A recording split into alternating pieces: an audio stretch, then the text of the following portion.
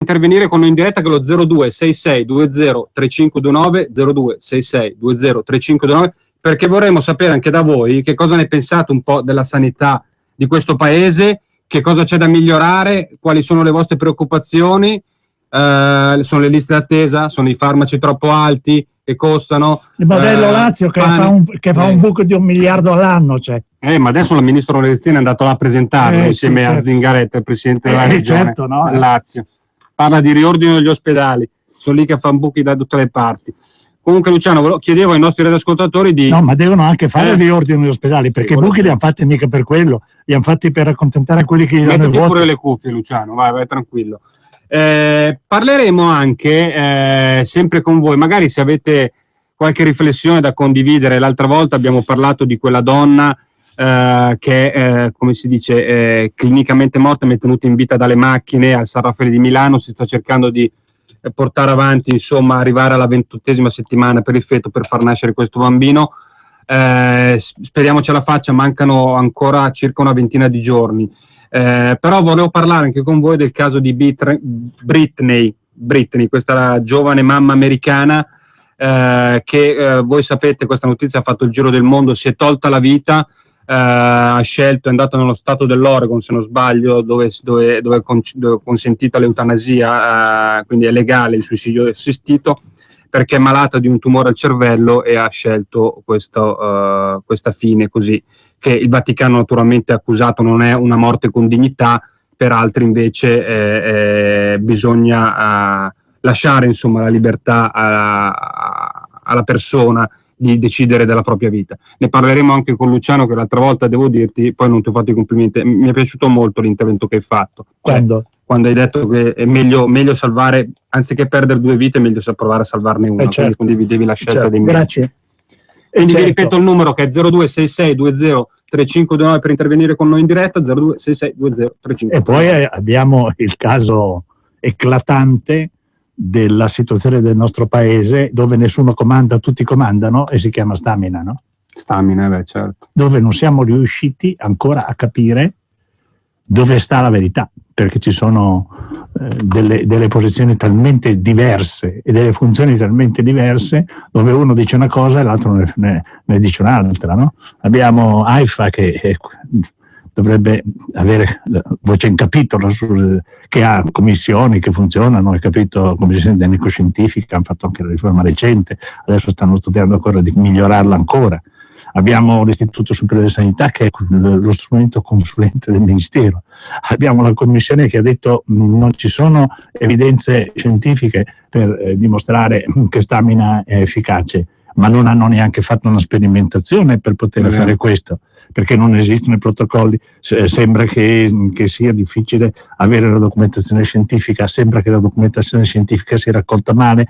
Cioè abbiamo buttato via 1 anno e mezzo intorno a questo discorso, dove poi trovi il ministro, la debolezza del governo è incredibile, il ministro che ordina che non sappia da fare, però lo dice e non lo fa, è la solita frase, la routine di questo governo, che dice che non fa e non lo fa, perché invece c'è il magistrato che dice che bisogna fare, e di conseguenza si occupa anche di alcuni aspetti terapeutici.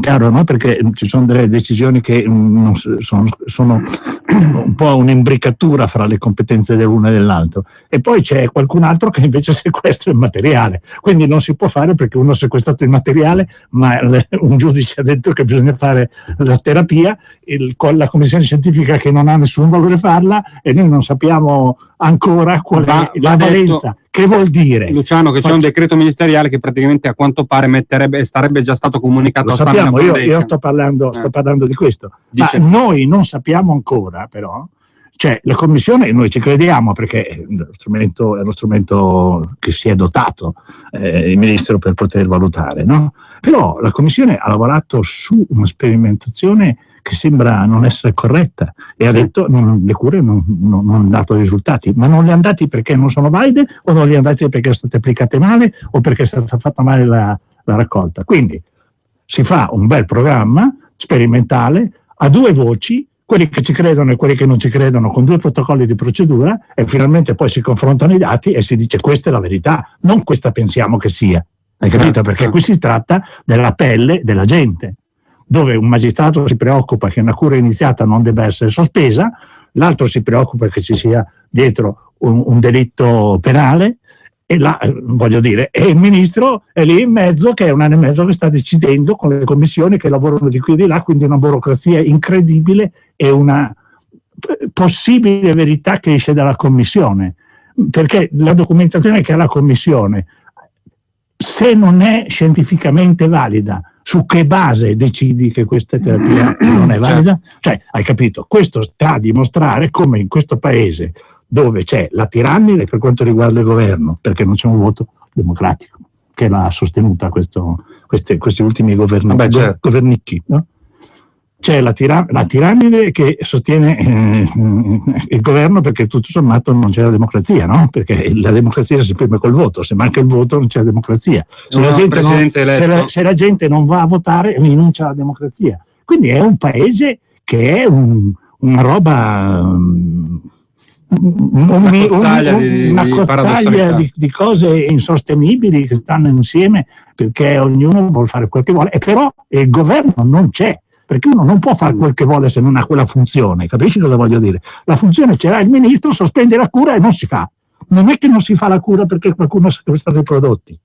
Sì, certo. Cioè, vi capite? Il governo è debole, ma è debole perché è nato male, è nato una non democrazia, capisci? E quindi non possiamo pensare di avere dei risultati positivi da questi sistemi. A me pare, e poi metto, ci pensavo oggi così venendo in macchina, ma dico, non è che qui sta succedendo quello che succede con la tecnica ciclistica dei momenti attuali, quando si fa una tappa in pianura, dove uno fa una fuga di 80 km, lo tengano là, lo fanno morire, intanto lui fa però i traguardi premio, che sono le nomine dei suoi uomini nelle varie istituzioni, e poi improvvisamente si attacca il treno, hai capito? E in 10 km lo bruci e lo freghi per 3 centimetri di volata. E questo io penso che sarà quello che succeda a questo Renzi, che non ha fatto differenza rispetto agli altri, perché ha detto tante cose, ma non ha fatto sostanzialmente il cambiamento. Il cambiamento non si sente, non c'è il cambiamento.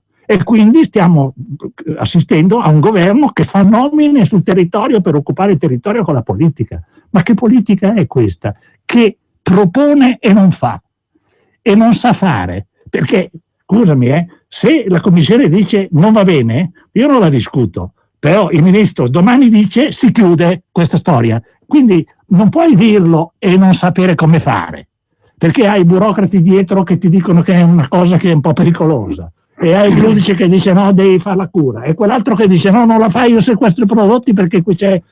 Ma dico, ma cazzo, scusate, mi è scappata. Però, insomma, ormai... Adesso parliamo di abbiamo dei ministri che non possono neanche mangiare gelato, perché diventano... Il 13 novembre... Siamo arrivati all'estremo, no?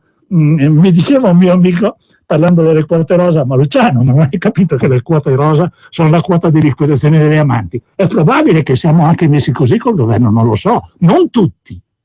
Il 13 novembre ci sarà la giornata mondiale sul tumore del pancreas, è la prima volta che si organizza un simile evento proprio in tutto il mondo, e soprattutto in Italia, che per la prima volta aderisce a questa ricorrenza. Che è un tumoraccio. È una patologia che risente, moltissimo degli stili di vita: fumo, sedentarietà, cattiva alimentazione. C'è un sito, tumorepancreas.org, dategli un'occhiata, partecipate alle iniziative che ci saranno in tutte le piazze del paese. È giusto parlarne. Quando le cause sono tante e la terapia è difficile, vuol dire che ci sono idee confuse. Hai capito? Luciano, senti, fra poco dobbiamo andare a uno stacco pubblicitario, però volevo iniziare a affrontare con te il tema di questa ragazza americana. Poi questa notizia ha fatto il giro del mondo, se ne è parlato tantissimo anche in Italia, ne è intervenuto naturalmente il Vaticano su Brittany Minor, questa ragazza condannata, tra virgolette, a morte da questo tumore al cervello inoperabile. Ha deciso e ha messo in scena, un po' anche qualcuno dice in maniera un po' troppo quasi pubblicitaria, la sua scelta di aderire, insomma, di togliersi la vita in casa, questo suicidio assistito che è concesso in alcuni stati americani. Per alcuni è stato un gesto di assolutamente di non dignità, avrebbe dovuto affrontare, insomma, anche la malattia fino alla fine. Il rischio, dice il Vaticano, è che a questo punto, se andasse a buon fine un progetto del genere, cioè del suicidio assistito, tutti i malati dovrebbero togliersi la vita o comunque inizierebbe un percorso di abbandono completo dell'ammalato. Volevo chiederti cosa ne pensi tu, se suicidarsi, insomma, quando si è malati non si può essere curati è cosa buona e giusto, oppure invece vuol dire, come ha detto Papa Francesco, questa qui è la politica dello scarto. Senti, è derivato. Io ho fatto il medico e l'ho fatto in un'area a rischio, no? La cardiochirurgia è un'area dove il paziente sa che rischia, o ha già rischiato prima e si salva dopo. E io ti devo dire che so che è un tema non semplice, non delicato. No, ma io capisco benissimo e credo che bisogna che affrontiamo anche in termini di dibattito con multidisciplinarietà, con più potenzialità di tendere alla verità del fenomeno. Quello che posso dirti è che una persona malata che non ha futuro e che sa che non ha futuro e che soffre è sicuramente non solo a disagio, ma è sicuramente alterata nelle sue capacità, diciamo, decisionali. Non dico che non sia capace di intendere e di volere, ma intende e vuole in un certo modo. Questo è successo, noi l'abbiamo visto in Olanda per esempio, e su questo tema la libertà del cittadino è importantissima, però in Olanda noi abbiamo visto che malato di coronarie, quando prendeva un infarto, che era un uomo attivo, nell'età della produzione anche operativa, lavorativa, c'era il 30% che pensava che la sua vita fosse finita e non ci fosse futuro. E questo 30% modificava nettamente i risultati della terapia, perché tentava inconsciamente di contrastare quello che erano le indicazioni che il medico dava, le terapie degli infermieri, eccetera. E abbiamo dovuto applicare una tecnica nuova per dare a questa persona la cognizione, la coscienza che per lui iniziava il futuro e non era finita forse la malattia, anche se la malattia coronarica è una malattia che continua. Allora, in queste condizioni psicologiche, no? Con l'assistenza di tutti quelli che vuoi, esiste una cosa che è fondamentale e dopo ognuno può pagare in modo diverso queste sue decisioni, no? Ma cosa esiste? La libertà della decisione. Non può essere calpestata da un governo che legifera l'eutanasia, perché ammazza la libertà di chi non la vuole, ma non può neanche essere, capisci, contrastata duramente, perché porta il cittadino a non essere libero. Allora noi abbiamo un'idea che è molto chiara. Per noi, per la nostra cultura, il cittadino è il centro del sistema. Non lo si incoraggi, si cerchi di aiutare, come abbiamo fatto noi, alla persona in disagio, di uscire dal disagio e sapere e creargli un futuro, quello che noi chiamiamo inclusione sociale, hai capito? E allora forse questi fenomeni di disperazione, dove il fenomeno io lo chiamo del suicidio assistito, tu chiamalo come vuoi, perché è un suicidio assistito, no? Assistito dai medici, quindi con tutte le garanzie possibili e immaginabili per non avere sofferenza e dolore, però è una fuga da una realtà che sembra non avere futuro. Forse lì noi dobbiamo lavorare per queste persone, renderle a loro agio e dargli la possibilità di avere un futuro che cresce. Non possiamo metterci a ergerci a fare giudici dicendo ha fatto bene, ha fatto male. Primo c'è la libertà del cittadino, poi risponderà. Uno non è libero di uccidere perché viola l'altro, è giusto che la legge ci sia, però uno che non ce la fa a continuare ad andare avanti, forse va aiutato a decidere diversamente, ma è lui che decide. E ne riparliamo fra pochissimo insieme a voi radioascoltatori, fra 2 minuti, pubblicità. Nella casa del futuro l'energia è pulita e la tecnologia diventa amica dell'ambiente. Laghi Alpini SRL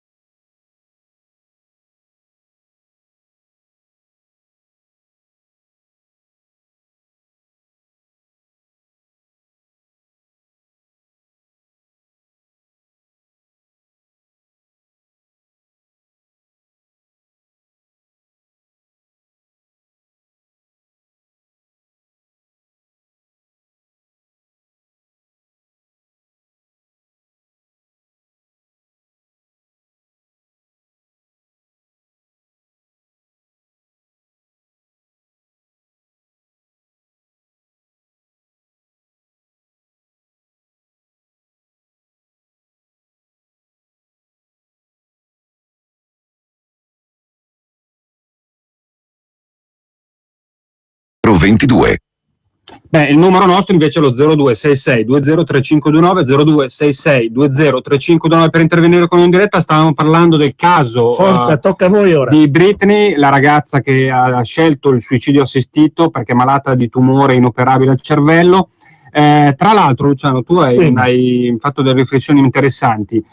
So che proprio in Olanda tu hai lavorato per diversi anni in cardiochirurgia, è consentito la dolce morte, come si chiama? Dolce fine, dolce morte. Oltre anche a Lussemburgo, e tra l'altro ricordo che anche la Svizzera, la vicina Svizzera per noi lombardi, lo consente, e tra l'altro ricordava il presidente di Exit Italia, l'associazione che si occupa proprio di aiutare queste persone che vogliono ricorrere a questa scelta drastica di fine vita. Lo chiamano il presidente del turismo del suicidio, insomma. Però vabbè, insomma, sono già andati quasi una ventina. Facciamoli arrivare. Prendiamo la telefonata. Sì, facciamoli arrivare. Quello che volevo dire sostanzialmente, hai capito, è che l'ultimo decisore è il paziente. Però tu puoi influire positivamente in una decisione di non suicidio, e se decide devi assisterlo.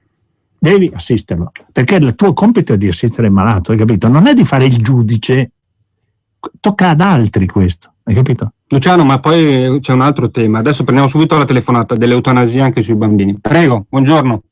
Pronto? Eccoci. Sono Paolo da Monza. Ciao Paolo. Buongiorno professor Bresciani. Ma no, che professore, dai, Luciano Bresciani all'anagrafe. Va bene. Niente, volevo dire, sono pienamente d'accordo su quanto ha espresso lei sul parere sull'eutanasia. Sì. Però l'ho chiamato, se era possibile, per quanto riguarda i ritardi per le prenotazioni delle visite tramite la mutua. Io ho fatto una visita pneumologica stamattina e ho grossi problemi di apnea notturna. Certo. Allora, insomma, mi hanno detto devo prendere una macchinetta, adesso non mi viene il termine, devo tenere a casa e fare il tipo della saturazione polmonica. Sì, no? Fai un monitoraggio per riuscire a capire la certo. Però mi hanno detto, ma guarda, prima del prossimo aprile non se ne parla. Te lo fai scrivere, te lo fai scrivere, e poi dopo quello che ti scrive, se te lo scrive, altrimenti tu hai diritto. È una prima visita questa, vero? O sei già... Sì. È una prima... No, è la prima visita, però... Tu hai diritto ad avere un tempo che non ti... magari non immediato, ma che non ti dia un peggioramento del suo stato di salute, altrimenti chi ti ha dato la data tardiva è complice di una complicanza. Allora te lo fai scrivere e poi lo fai avere all'assessore, e non solo all'assessore, magari anche a qualche magistrato, in modo che si veda a sé i dati che... No, sta attento perché è più complesso. Prego. I dati che arrivano all'assessore dalle istituzioni che erogano la sanità, cioè dagli ospedali, sono diversi da quelli che vengono espressi non sempre, ma qualche volta allo sportello, perché allo sportello quello che ti ritarda il tempo, il malandrino, ce n'è di malandrini in giro, no? Per forza, anche nella sanità ce n'è, è una questione statistica, no? Non è che noi possiamo scegliere solo i santi, no? È impossibile, no? Poi lo fanno sempre dopo che uno, no? Quindi i santi non li puoi nominare e vedere in vita. Quindi i malandrini dicono: ci sono 6 mesi di attesa, se vuole c'è il dottor Luigi Brambilla che abita dove vuoi, che ha lo studio, oppure te lo fa qui la visita con attività interna libero professionale. Allora bisogna riformare questo sistema, perché non è possibile invece controllare quello che ti viene detto dallo sportello, hai capito? Allora me lo scrivi, me lo certifichi, mi fai una firma e dopo io vado a vedere se è vero che c'era quel tempo in quel momento, perché qualcuno mente, o mente chi dice che non è vero e lo trasmette alla regione ai dati del non vero, o mente quello che invece vuol fare il furbo e qualche danè con i soliti mezzi. Luciano, impropri. Mi permetto di darvi un consiglio, magari di valutare anche una visita, lo so, non me ne vogliono gli altri specialisti, però al centro del sonno, delle malattie del sonno dell'Avanguardia di Milano, che è un centro all'avanguardia in Europa.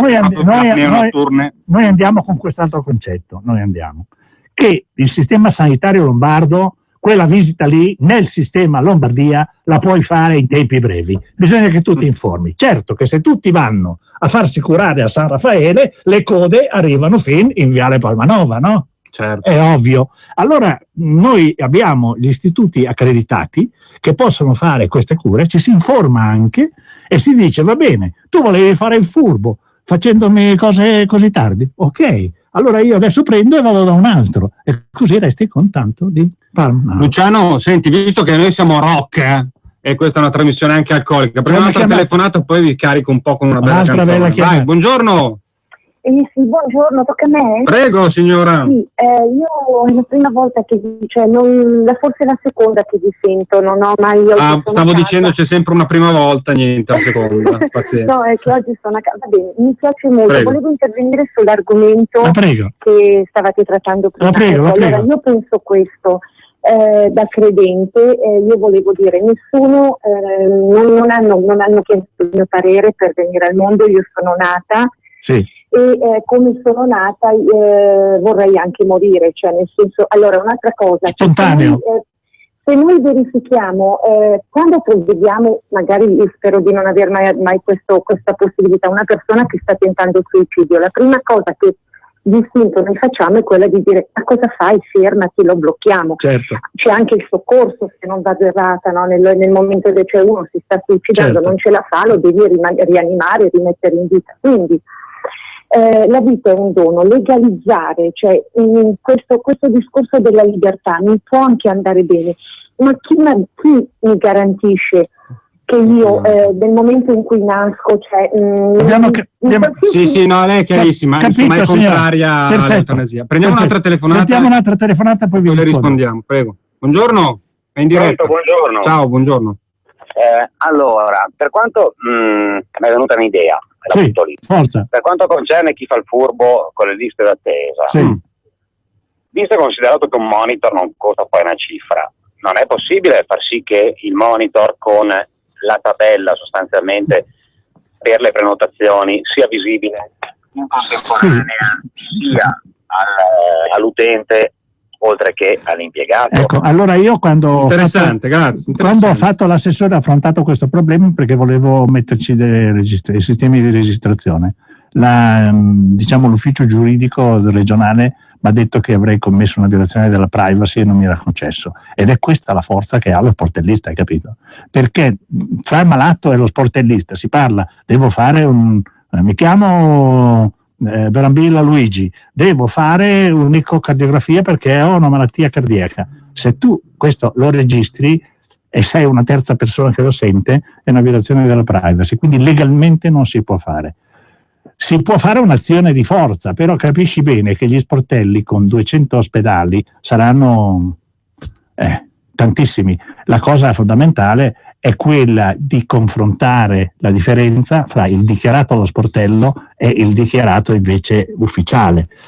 E allora ecco che il cittadino dice: lei però questo appuntamento me lo scrive perché io ho la memoria corta e magari mi dimentico, allora mi dice: per questo mi fa l'esame in questo momento. Questo l'abbiamo fatto. Devo dire che l'operazione ambulatori aperti in Lombardia sta funzionando, sta diminuendo. Allora, perché diciamo così? Perché abbiamo verificato delle discrepanze reali fra il vero che viene dichiarato e quello che non viene dichiarato allo sportello, che è il falso. Ma non sempre, qualche volta, perché i delinquenti sono pochi, non sono tutti delinquenti.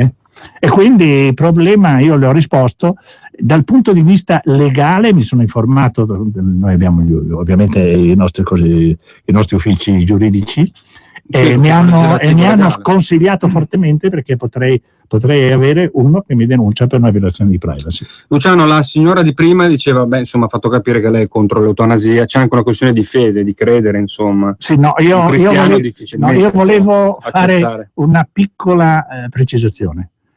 Renderlo, come ha detto, renderlo legale, legalizzarlo, sì, oppure regolarlo con una legge, sì. Legiferare. Si legifera la possibilità che lui possa farlo, non l'obbligazione. E quindi ritorna il concetto del cittadino al centro del sistema che decide del suo destino. Chiaro? perché se un cittadino al centro del sistema gli dà le terapie e lui non le prende, medicine, probabilmente decide anche lui, in un senso veramente non, non standardizzato, va bene? No.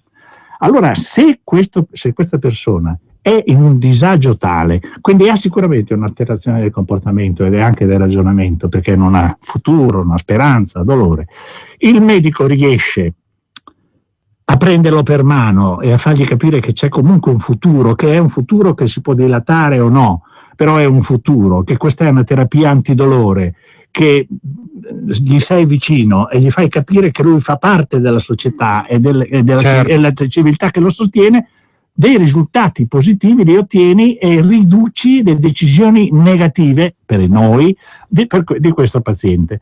Però il concetto è un concetto di cultura, cioè se questo non crede nell'aldilà,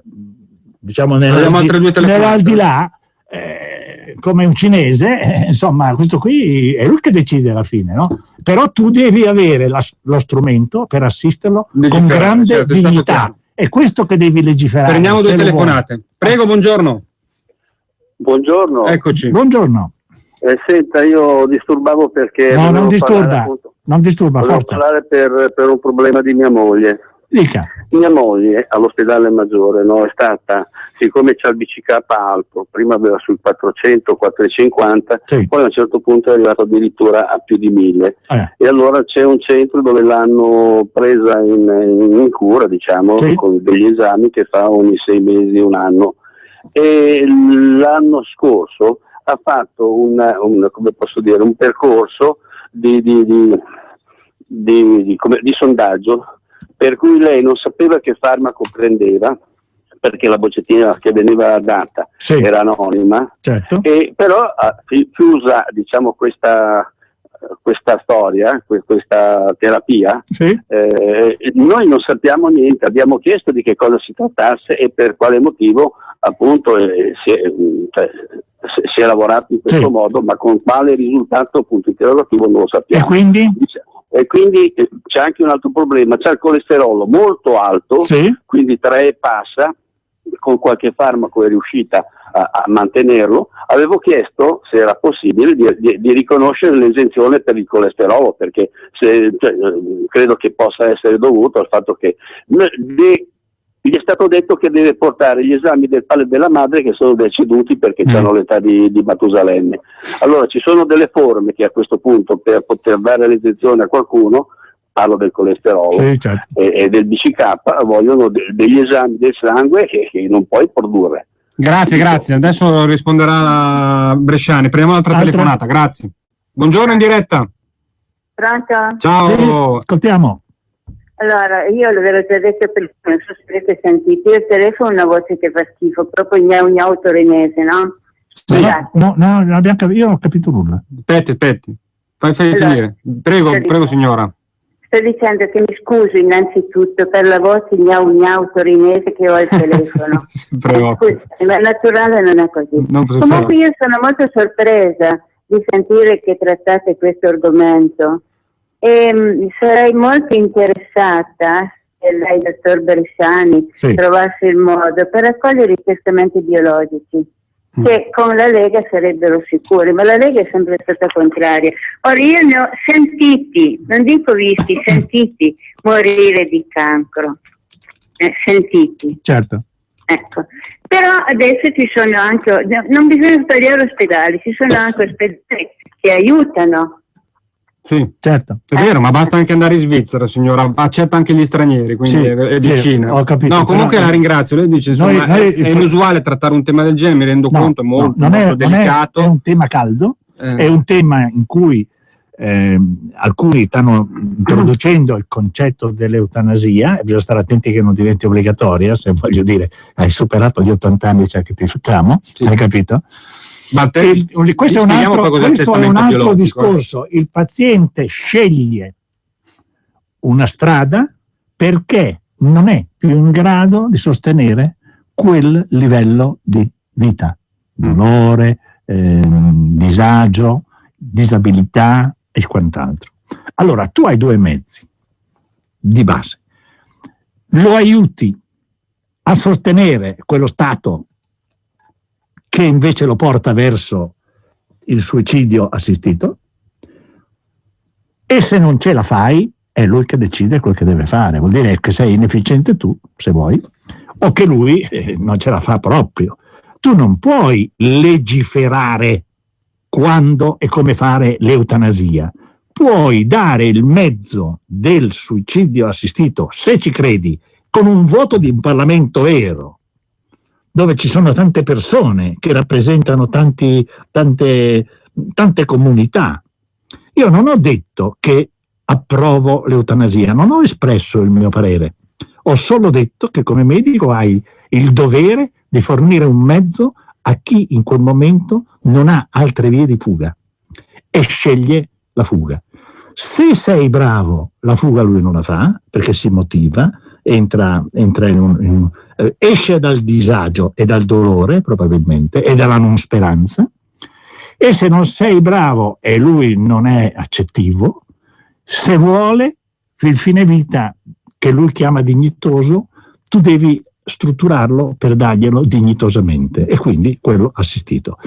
Questo non è però la mia posizione. La mia posizione è di fornire questi strumenti, e lo strumento è con un dibattito scientifico e con un voto al Parlamento che dice: gli diamo il mezzo, o qui invece noi crediamo tutti nell'aldilà e di conseguenza lo riteniamo un peccato mortale e non gli diamo il mezzo. Con il voto Luciano, della democrazia. Spieghiamo cos'è il testamento biologico. Ho detto anche biotestamento, è praticamente le dichiarazioni anticipate di volontà sul del non accanimento terapeutico, il quale è per me, alcuni comuni hanno votato in consiglio comunale, quindi l'iscrizione, insomma, è nato in alcuna, per esempio a Roma c'è il registro del testamento biologico, un cittadino residente pone una firma, il bollo, le solite, e può scrivere quello che desidera da questo punto di vista.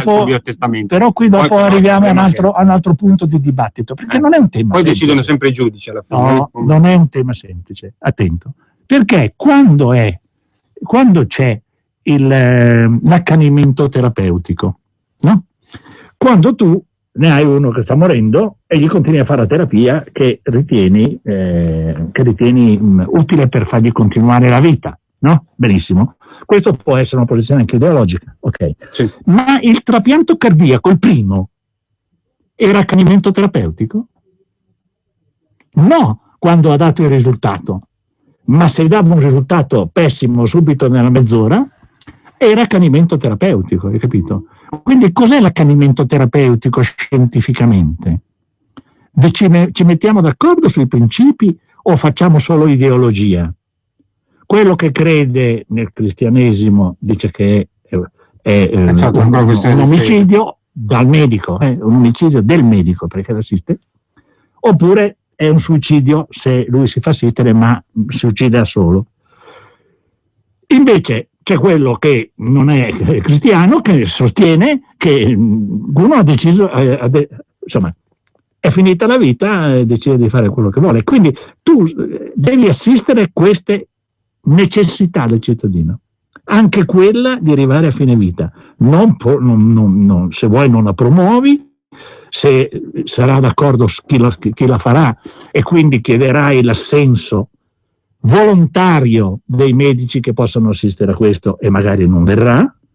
Il Parlamento magari decide che è un omicidio e nessuno legifera per un omicidio, anche se voluto dal cittadino. Però quello che dobbiamo renderci conto è che il cittadino ha espresso un fabbisogno. Libero arbitrio. Abbiamo l'ultima telefonata, Luciano, poi chiudiamo le linee perché anche siamo quasi in chiusura, insomma, mancano 5-6 minuti. Prego. Pronto? Prego, in diretta. Sì, buongiorno. Senta, no, io sulla ragazza americana mi prendo la facoltà di non rispondere perché non saprei commentare questa cosa. No, diciamo che è complesso il meccanismo di decisione. Io infatti non ho commentato. Anche morale, però. Non ho commentato. Ho detto è una cosa complessa dove tutta la comunità deve decidere democraticamente, il Parlamento, se va dato questo strumento al cittadino. No, ma facciamogli fare la domanda. Che poi è complessa la cosa. Prego. Ci vuole un dibattito della comunità. Sì, pronto? Sì, prego, faccia la domanda. Ecco, sì, no, infatti io volevo dire, sono mai lamentato del per me gli ospedali lavorano benissimo, nulla da dire. L'unica cosa che cambierei sono gli sprechi, perché ci sono degli sprechi che sono di un'esagerazione allucinante. Lei da dove ci chiama? Come, scusi? Lei di dove ci chiama? Io sono di Novara. Io sono di Novara, ma io vedo arrivare su, anche per dire una stupidata, vedo arrivare su quei carrelli per il cibo, 3/4 tornano giù pieni. Ma anche le pappine per mio papà magari ne usavano pochissima, di 1 litro o 1 chilo, poi le buttavano via, una roba pazzesca. Io non so se lì hanno degli intrugli o degli intruci con le aziende che forniscono queste cose, però ci sono degli sprechi che sono pazzeschi. Certo. Allora noi siamo buona giornata. Sulla seconda ipotesi, attenti anche a quella dello spreco, io sono d'accordissimo. Noi abbiamo la capacità di poter contenere i costi, però non ci viene imposto dal governo per fare le riforme dove lui non ci mette i soldi, cosa che si sta cercando di fare adesso e li chiamano risparmi. È l'abbattimento dei costi impropri di un sistema sanitario che deve essere un abbattimento scientifico, non epatico. Okay? I tagli lineari di Balduzzi sono stati un disastro, perché anche la Lombardia oggi è in affanno quando non lo era, e aveva un bilancio pari e riusciva ad avere attrazione dei cittadini. Stanno distruggendo le politiche sanitarie del nord, però le portano sul patto della salute e ci mettono il 60% delle cose che la Lombardia ha già fatto 5 anni fa con risultati positivi.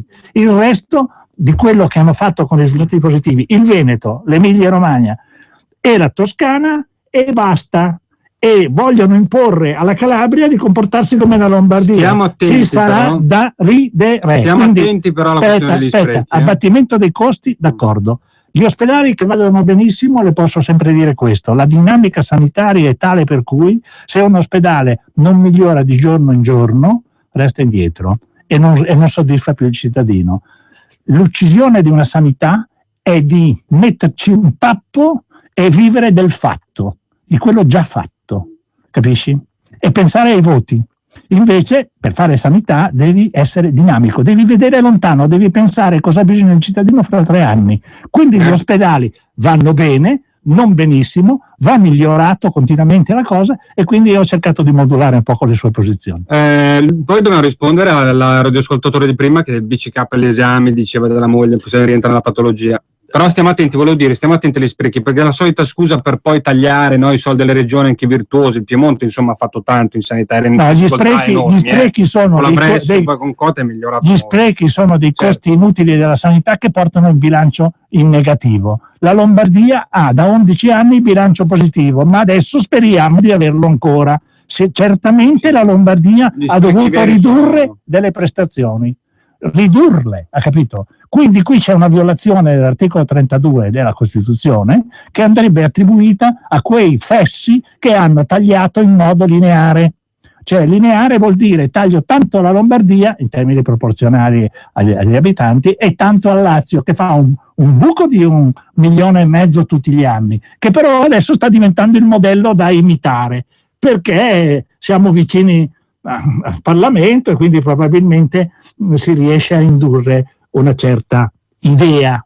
Siamo in chiusura proprio? Sì. Non riusciamo a rispondere all'ascoltatore di prima? Io devo rispondere in questo modo: bisognerebbe guardare il caso clinico. Se prende una medicina dove non c'è scritto niente, probabilmente è la medicina che viene utilizzata sperimentalmente. Se viene utilizzata sperimentalmente dovrebbe aver firmato un consenso informato, altrimenti si fa dire che medicina prende, perché il malato viene curato con un consenso del malato, non viene curato per obbligazione da parte del medico, e di conseguenza la prego vada, si informi e si faccia dire che cosa c'è dentro in quel prodotto, e se è un farmaco sperimentale, che poi dopo troverà le pubblicazioni magari buonissimo, siccome è sperimentale lei deve averne avuto conoscenza firmando un consenso informato, altrimenti è illegale quello che è stato fatto.